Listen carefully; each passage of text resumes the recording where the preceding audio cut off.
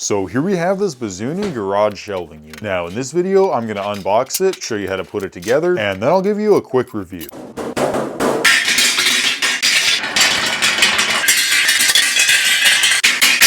Here's everything that came with it. There's 5 metal shelves, a bunch of parts for the frame, a mallet, some plastic connector pieces, gloves, and instructions. Anyway, let's go ahead and put this together, and I'm gonna time it to see how long it takes.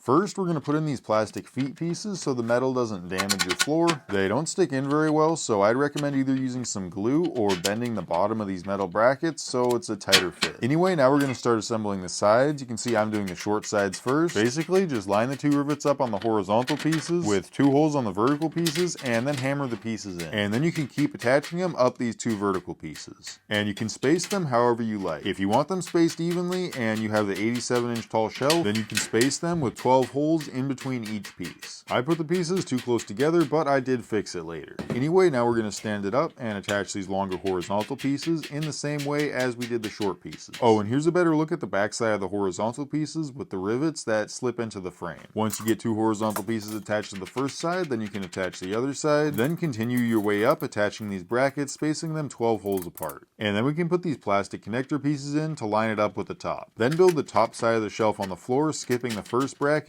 because it's going to be halfway between the bottom and top vertical pieces. Then line those up with the plastic pieces we just put in, then put on another horizontal piece, spacing it evenly between the top and bottom, connecting them together. And this would definitely be easier with 2 people. And now it's pretty easy, just continue installing these 12 holes apart until you reach the top. Then it's probably a good idea to come back and hammer them all again to make sure they're properly seated. Anyway, the final step is to put these shelves in place, and you can slide them in from the front or the side. Alright, and there we go, it's all put together. Took just about a half hour. It looks really nice, I like the finish on it. It doesn't seem to be a powder coating, I think it's just paint with a clear coat, but it has this sort of two-tone crackly texture that's not only durable, but also really helps the scratches just blend into the finish when you inevitably scratch it. As you saw in the assembly, all these supports just clip together with 2 rivets onto these adjustable corner pieces, and you just kind of whack them together with this hammer here. And these corner pieces are also pretty rigid. It's made of metal that's kind of folded over, and that gives it quite a bit of strength. The metal shelves are just made of a big flat piece of steel that's folded over at the bottom to give it a little bit more support, and then there's these 2 additional braces that give it a little more support in the center. The frame and shelves each have a few screw holes in them, so I guess if you wanted you could get some metal screws and screw them together, but it doesn't come with any, and that's definitely not necessary. Also, since it's a nice big flat surface, it's going to be really easy to clean. Now, this metal does seem to be a little bit thick, and it's pretty easy to twist, so I'm a little worried the shelves aren't going to hold up to the 600 pounds they're each going to carry. So let's go ahead and test it out. Alright, so as you can see, it's definitely not the most stable. There's no diagonal bracing, so that's not a surprise at all. You could easily fix that with a couple screws on each side and then just tie an X with wire, or you could just clip these brackets in and screw it to the wall. But anyway, let's test this thing out and see if it can hold my weight, which it should be able to do pretty easily. When I stepped on there, it definitely didn't feel as solid as I wanted it to, and as I slowly made my way to the center, it got worse, but it did hold my weight. So I stuck about 90 pounds on there and tried it again. It still held me up, but definitely wasn't quite as rigid as I wanted it to be.